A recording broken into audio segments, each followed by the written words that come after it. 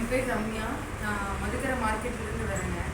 இங்கே சுந்தராபுரத்தில் just tailoring class வந்து எங்கே இருக்கும் அப்படின்னு சொல்லி சர்ச் பண்ணப்போ கிருஷ்ணா ஃபேஷன் இன்ஸ்டியூஷன் வந்து தெரிஞ்சு, அதனால் ஃபேஷன் டிசைனிங் அதுக்காக சேர்ந்துருந்தேன்.